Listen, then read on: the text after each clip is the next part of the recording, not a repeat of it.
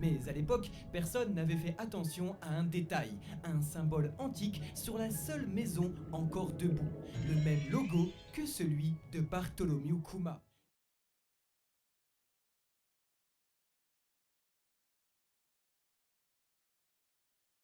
Salut les mecs et bienvenue pour ce nouveau live. Donc aujourd'hui, petit live sur One Piece. On va pouvoir enfin analyser la vidéo du Mont Corvo qui est sortie aujourd'hui avec la vidéo de Koji. Et aussi, j'hésitais à regarder l'épisode de 1079 de One Piece parce qu'en fait, on n'a pas eu l'occasion de le regarder hier. Donc je pense qu'aujourd'hui, on a un gros live One Piece en perspective. Donc ouais, du coup, je suis là, il est 22h. Je suis en retard les frères. Désolé, mais en ce moment, je peux pas. Là, ce week-end, j'avais énormément de taf à faire. Et du coup, il fallait que je prenne mon temps pour réaliser tout ce que j'avais besoin de réaliser. Donc, mais si je live pas, vous inquiétez pas les gars, parce que hier j'ai pas live du coup.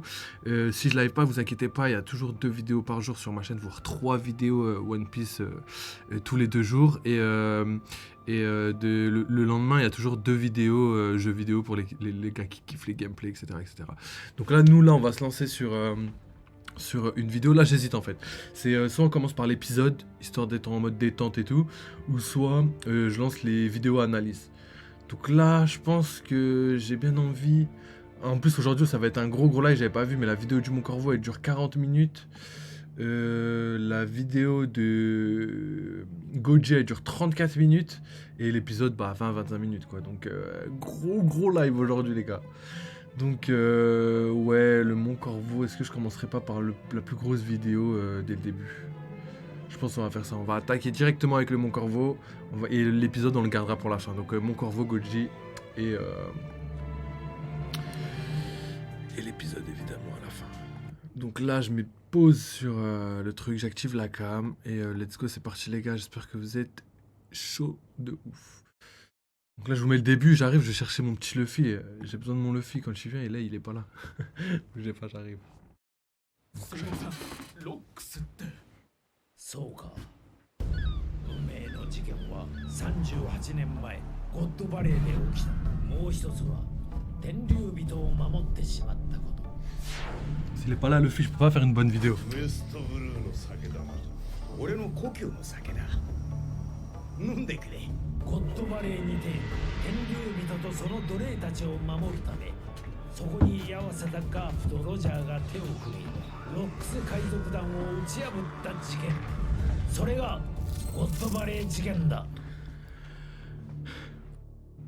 Donc là, c'était les petites images des rocks et tout, Nous y évidemment. voilà enfin l'explication Vas-y, je vous laisse complète de regarder. l'incident de Code Valley.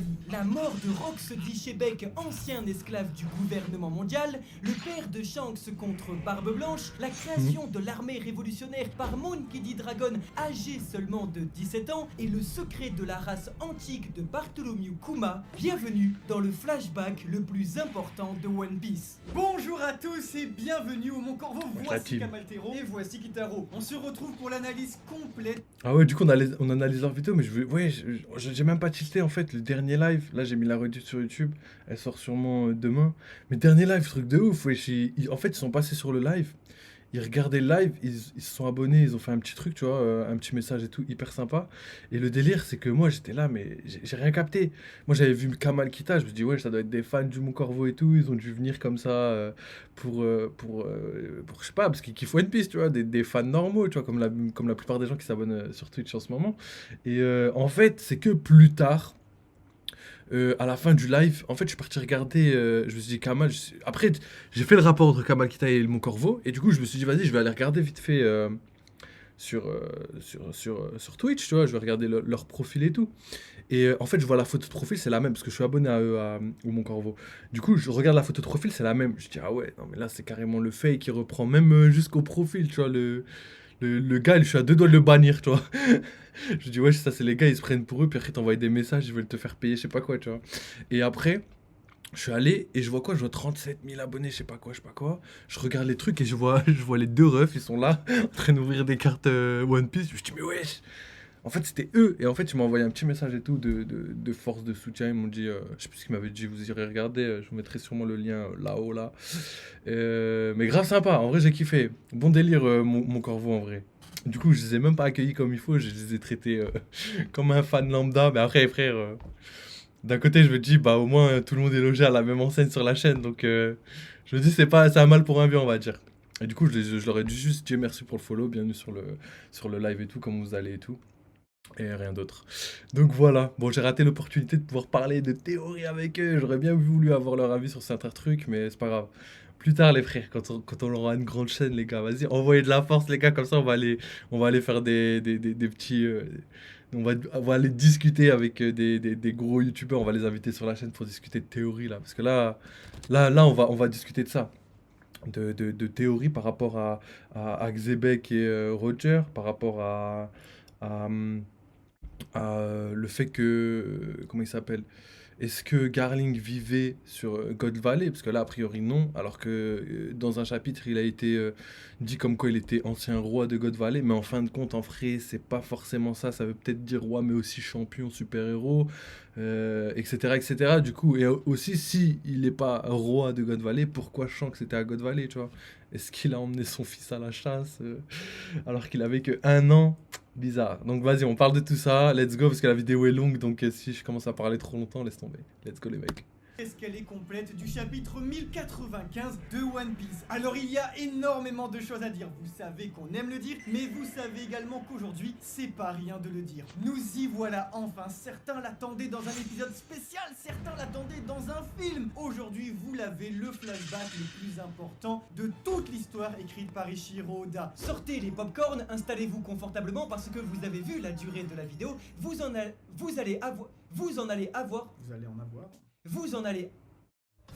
en avoir pour un sacré bout de temps. Parce que on s'est donné beaucoup de mal à faire cette vidéo. N'hésitez pas à nous encourager en laissant déjà comme le fit, regardez. J'avoue les gars, envoyez grave envoyez-leur de la force. Parce que s'ils sont venus sur mon live, c'est parce que sûrement ils ont dû taffer de ouf pour essayer de comprendre le chapitre, de voir toutes les perspectives qu'on pourrait avoir dans le futur. Donc envoyez-leur de la force. Quand est-ce que... On est bientôt 800 000 abonnés et pour la première fois, je le dis, pour le palier des 800 000 abonnés, on vous prépare un projet qui n'a tout simplement été jamais fait en France. Wait and see. Franchement, c'est les frissons, c'est vraiment les giga frissons de pouvoir enfin... Ça c'est les expressions des mecs dans le business, avec, vous verrez que quand Kuma dans l'investissement. Wait and see. Installez-vous, bienvenue pour l'analyse la plus exhaustive possible sur l'incroyable chapitre 1095 de One Piece, le tout début d'une grande série, celle du flashback de l'incident de God Valley. Ça va arriver hein.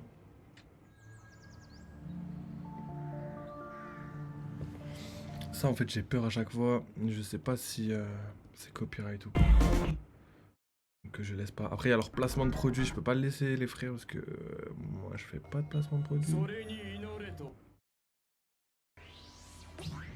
Tuer un homme est une chose, mais faire taire une idée en est une autre. Plus puissante force qui existe, c'est cette attente qui permet aux hommes de survivre dans un monde où la mort est préférable. C'est cette chaleur qui interdit à un enfant de se donner la mort. Enfin, c'est cette confiance absolue qui permet d'éclairer l'obscurité. Si pendant tout ce temps, Bartholomew Kuma n'a jamais cessé d'y croire, c'est bien grâce à cette force. Car si durant toutes ces années, il y a une chose que l'enfant n'aura cessé de porter sur ses épaules, c'est bien de l'espoir. Caraïbes, XVIIe siècle. Les colons français venus s'installer en Amérique... Oh là là, ça nous rappelle carrément les trucs de l'histoire de la piraterie. Du coup, j'arrive vite fait, et petit spoil de la vidéo, mais c'est vrai que quand j'y pense, Barbe Blanche et Kuma, ils se ressemblent énormément. On dirait vraiment deux boucaniers. Ça se peut que les deux fassent partie du clan des géants. Et en plus, ça donnerait sens dans le sens où même Big Mom, qui est géante, elle fait partie des géants. Kaido, il fait partie des Oni, donc qui expliquerait sa grande taille.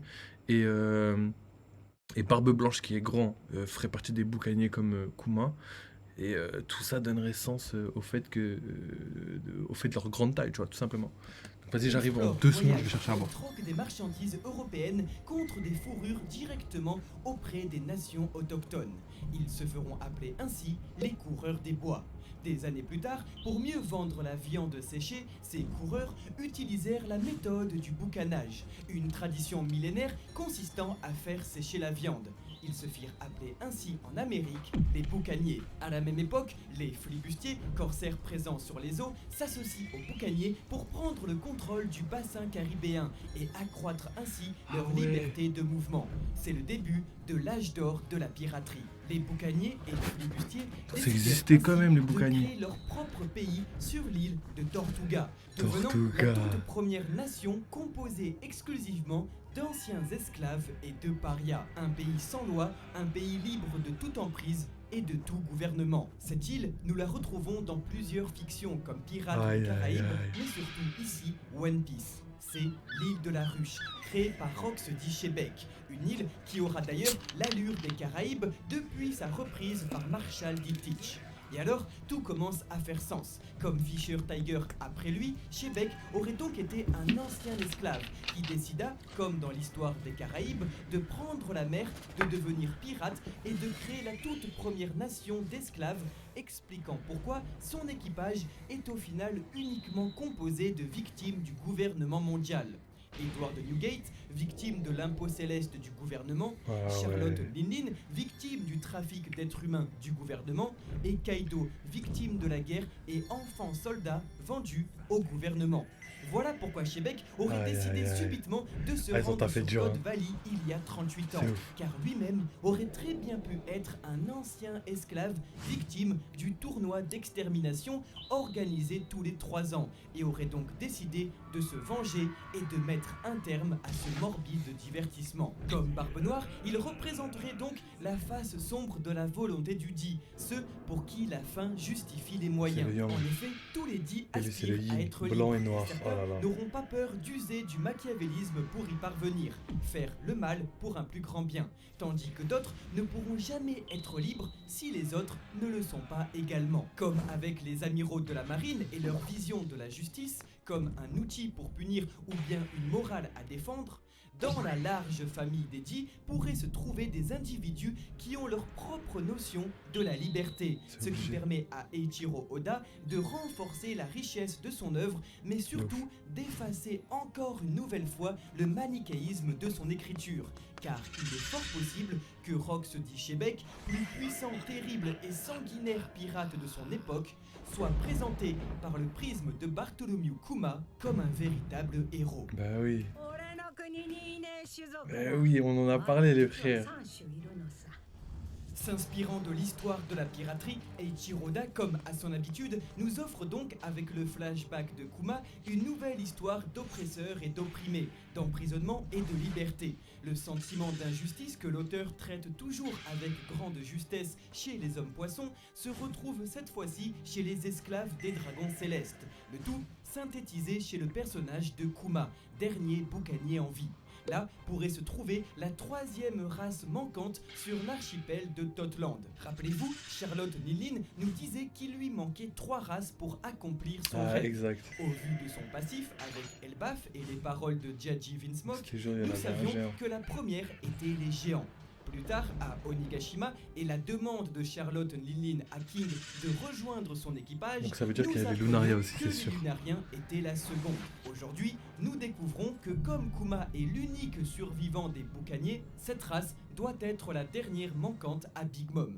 Une race qui, comme Zunesha, aurait commis un crime il y a 800 ans. Une race qui posséderait, selon Imperio Ivankov, du sang de géant, expliquant enfin la taille et la force démesurée de Kizaru Kuma. finito. Et ce que, alors, Edward Newgate Ouais, je garde pas n'en adresse, ça va était quoi pas un également.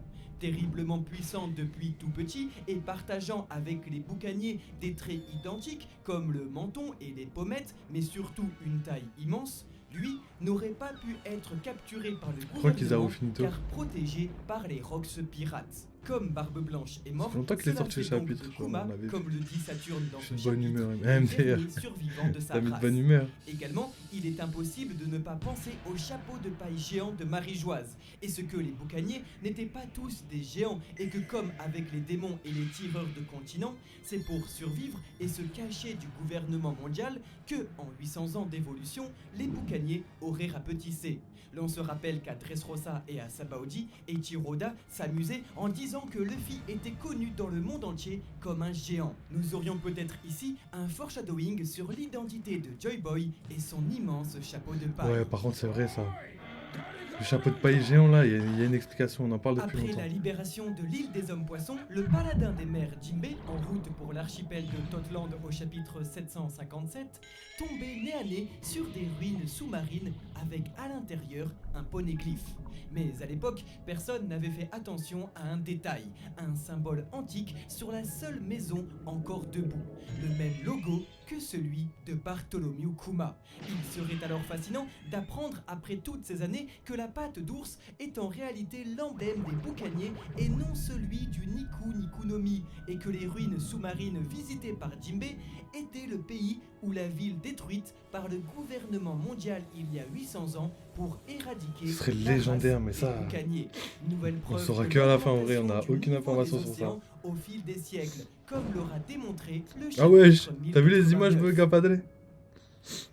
C'était les images qu'on regardait quand on était à l'ancienne, quand on regardait les vidéos ensemble. Durant des siècles, ce n'est donc pas le peuple des boucaniers que le gouvernement cherchait à exterminer, mais leur message. Ce que cherchait à effacer le gouvernement, c'était cette force qui permet aux hommes de survivre. Attends, j'ai pas vu ton message. Les pro-amiraux étaient en Space Discord pendant une semaine pour chercher des trades qui vont dans leur sens. Ah oui, j'ai vu. Mais ça change rien en fait. Ça change rien du tout. Et ils sont bêtes en vrai de juste se concentrer sur des phrases alors que Kizaru il a pas éveillé son fruit. Il pense que c'était un vrai combat. Il s'est fait soulever mais parce qu'il a tourné le dos à un empereur. On l'a déjà dit. Tu vas rire en dormant, MT.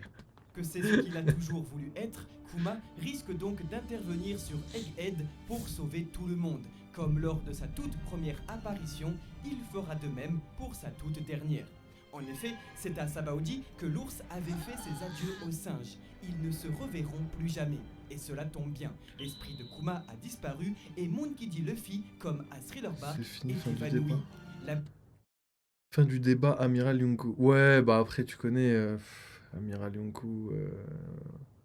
Moi, il n'y a jamais de débat pour moi. Même Yamato a fait une meilleure prestation face à Kaido. Yamato, après, ouais, faut voir si. Après, ça, c'est autre chose. C'est autre chose.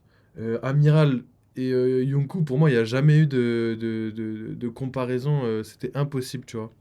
Mais il y a toujours un monde, comme je l'ai dit, où Akainu, il a pas loin du level empereur, tu vois.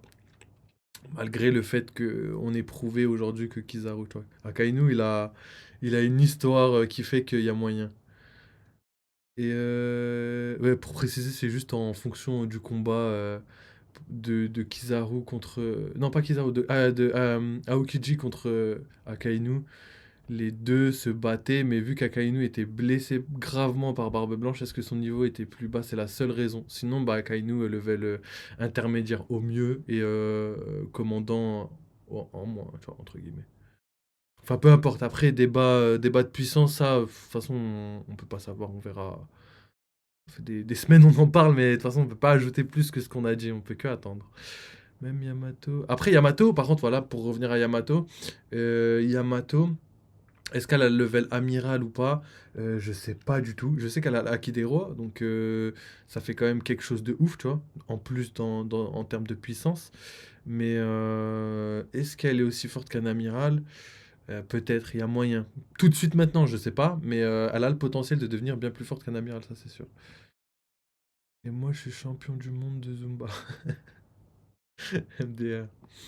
serait donc bouclé et comme pour sa toute première apparition, Kuma pourrait grâce à son fruit du démon extraire toute la douleur et fatigue de Luffy évanoui sans que ce dernier ne la prenne jamais, pour enfin transmettre toute cette souffrance à Saturne en sauvant sa fille Jewelry Bonnie. Ainsi, je sais pas, le rêve peut-être, du peut-être petit pas. garçon se réaliserait enfin, car si Nika doit sauver tout le monde, il sera celui qui sauvera Nika. Ah, par contre, L'arc là, ouais, narratif j'avoue, ça donne de du sens, là. Bartholomew Kuma arrive à son terme, car Bon, refais cette live véritable plutôt. boucanier- Ouais, désolé, mais comme je disais au début de live, là en ce moment, ce week-end, je taffais de ouf. J'ai même pas pu live hier parce que je taffais. Et du coup, bah, là, c'est l'heure le plus rapide que j'ai pu faire, c'était 22h. Donc aujourd'hui, ça va être petit live. Mais c'est pas grave, la team YouTube, vous aurez la vidéo dans 2 jours, je pense. Et bah, vous aurez tout ce qu'il faut pour regarder tranquillement la vidéo. Parce que là, j'avoue que il est quand même bien tard. Ah ouais, ça bosse, bah tant mieux, tant mieux. J'avoue que c'est galère pour suivre le live, mais ouais, là je vais essayer de me remettre dans un meilleur rythme. Je vais même essayer de live plus tôt que d'habitude. Peut-être entre 18-19 heures, je vais faire un petit live et je reprendrai un deuxième live après 20h, 21h. Comme ça fera 2 lives dans la journée et beaucoup plus tôt que d'habitude. Ouais, je sais qu'il est tard de ouf, mais il faut que je live dans tous les cas parce que j'ai besoin des rediffs pour les mettre sur YouTube. Donc vous inquiétez pas, si vous pouvez pas regarder le live là parce qu'il est tard, il y a la rediff YouTube, vous inquiétez pas, ce sera monté, ce sera beaucoup plus rapide et tout. En chemin pour transmettre son message et apporter avec lui l'espoir. さらばだ。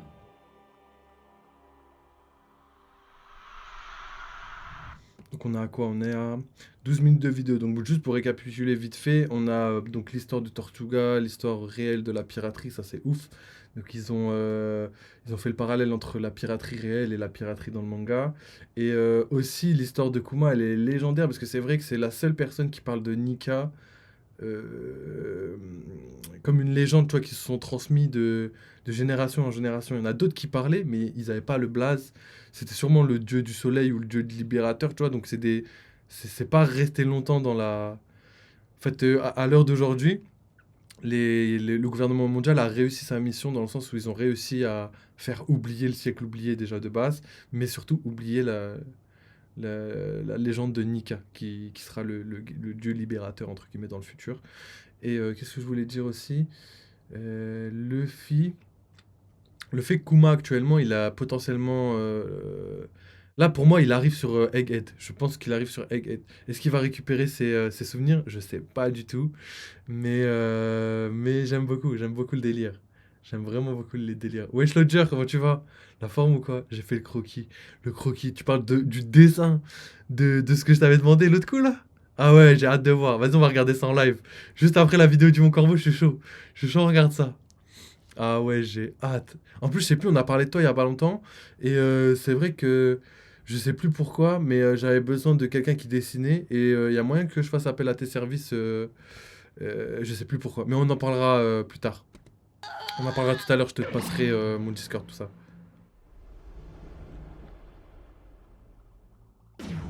Donc Kuma qui réveille Luffy. Si Peut-être Eiichiro pas, Oda on verra. décide d'épargner tous ses personnages dans le présent de son intrigue, dans le passé et dans ses flashbacks, il se lâche le bouc, Ah, mais gros. totalement. Avant, on parlait de meurtre, d'injustice. Maintenant, on parle tout simplement Le de job de génocide. payer les modos. Ça Ça va, s'explique ça parce va. que chez le bon vieux Oda, c'est le présent qui doit réparer le passé. Donc dans le présent, il peut que y avoir des bonnes choses et dans le passé que des mauvaises. Et c'est dingue quand même de se rappeler maintenant de la toute première apparition de Bartholomew Kuma aux côtés de Don Quijote Doflamingo dans One Piece. C'est fou de savoir que au même rang de Shichibukai, sur 4 mois, cette j'attends même toujours ça. apparition, Vas-y, se commence trouvait pas. un dragon céleste et le plus important Frère. de tous. Et Toi, tu à veux côté juste de gagner de lui, l'oseille, un hein, ça veut esclave pas et le promouvoir plus la chaîne, hein. important de tous. Il y a de quoi soupçonner que l'auteur quand même dessinait ici les balbutiements de toute son histoire d'oppresseur opprimé, à travers la figure du maître qui tirerait presque son esclave derrière lui. Et si on pouvait être dans la peau de Doflamingo à ce moment-là, vu comment c'est un mec très peu tolérant, il se disait, oh là là, le boucanier derrière là, c'est bien gênant ça. Et ben c'est quand même fou de savoir qu'au même titre, les deux marchaient l'un à côté de l'autre. S'il vous plaît, regardez cette dégaine. On en rigole, mais au final, je trouve que c'est ce qui résume parfaitement One Piece. C'est cette histoire d'injustice, d'oppresseurs et d'opprimés, mais surtout de drame derrière les rires. Dans One Piece, tout le monde se marre. La première image qu'on va avoir de cette œuvre, c'est quelque chose de très burlesque, de ridicule, de grotesque, avec des personnages à ne plus en finir, tous plus clownesques les uns que les autres. Du coup, je vous ai mis le petit croquis dans le truc pour les gens qui veulent aller regarder directement le croquis. Et moi, je le garde pour tout à l'heure, comme ça, je garde la surprise. Merci encore à la team YouTube, là, voilà, vous faites un taf de ouf. Je vois les abonnés, ils arrêtent pas de grimper de ouf. C'est exponentiel. Plus on avance, plus on gagne d'abonnés, c'est ouf. En vrai, moi, ça me choque. On n'est pas encore à des trucs de ouf. La plupart des gens ils diront wesh mais c'est claqué. Mais en vrai moi ça me choque. On est passé de 0 et là on augmente là bientôt les 200. En vrai je suis trop content. Et du coup c'est des vrais abonnés et tout. Tu vois c'est des gars qui sont actifs sur la chaîne, qui mettent des j'aime, qui regardent les vidéos, qui commentent. Des fois ça leur plaît, des fois ça leur plaît pas. Ça leur plaît pas. En plus je réponds vraiment à tous les commentaires. Donc les gars n'hésitez pas à m'envoyer des messages et tout. En vrai on fera le taf correctement.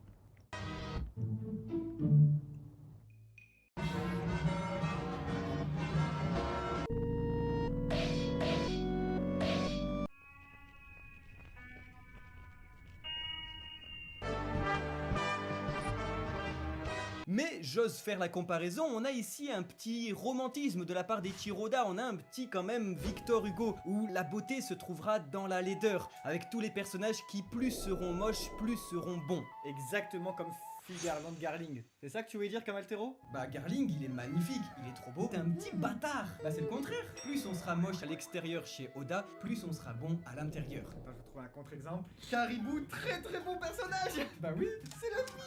L'histoire antique de One Piece, à savoir toute sa chronologie, est en train...